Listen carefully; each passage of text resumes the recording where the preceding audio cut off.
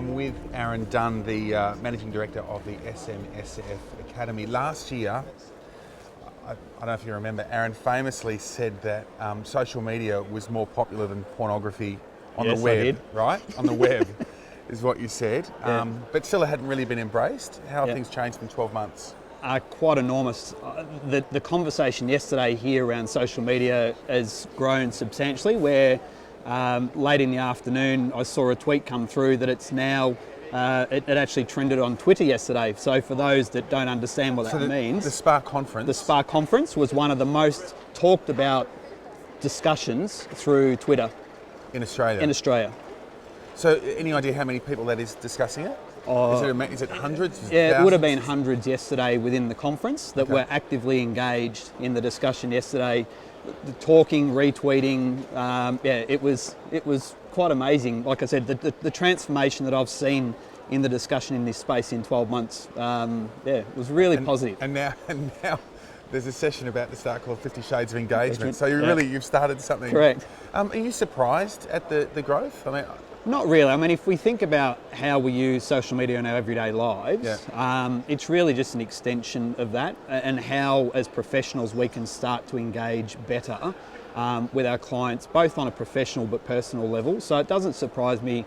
I think it provides an enormous opportunity to get better engaged with our clients, and a lot of that research is supported through the SPA Russell Intimate with SMSFs as well. the social media, and this is one of my concerns, Yep. but with social media, it stops there is an engagement, but it just retards the actual normal engagement, like a Yep. discussion like Yeah, this. absolutely. So if I want advice, I still want to be able to talk Yes. about it. Yep. Is that a concern or? Oh, no, because to me it's more about how do I get to come and connect with you in the discussion. So you're either going to come to me through a straight referral, or you're going to actually want to go and do research around your specific circumstances. And part of the challenge and what social media allows you to do is actually to bring you into the conversation and the expertise. So you get to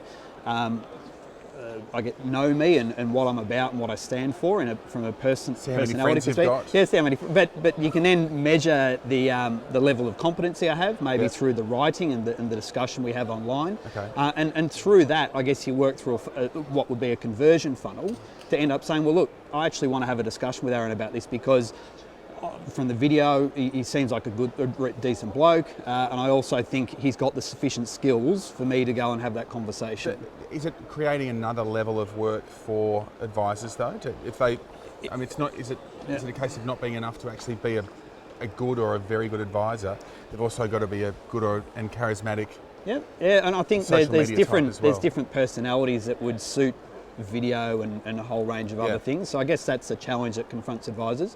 But in the information context, it can actually build a whole range of efficiency gains. Like an advisor day to day might have 3 or 4 phone calls on exactly the same thing.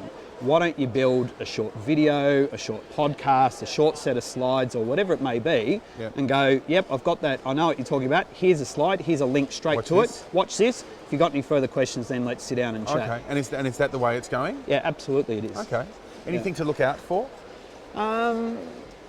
I guess we'll just continue to embrace that. I think from a regulatory perspective, a lot of people need to be conscious of what the regulator's trying to do in it, and what the dealers, so some of the big dealer groups and the institutions are very hesitant in this space, and acceptably so. So I think the advisors, the biggest challenge for them is to keep it very personal, but don't step over the lines of what the regulation says you can and can't do in this space. It's very neutral in terms of what you can, how you can provide that stuff in terms of the use of technology. But I think it's really about connecting. So having the connection and then being able to demonstrate your advice through, personal meetings and so forth. So the personal meeting's certainly not dead by any context, but it's a way in which you can really start to engage. But further that, if you've then become my client and there's a whole range of stuff, well, you're going to share with your friends. You'll forward them. You might like it on Facebook, and you've got 6,800 friends on Facebook.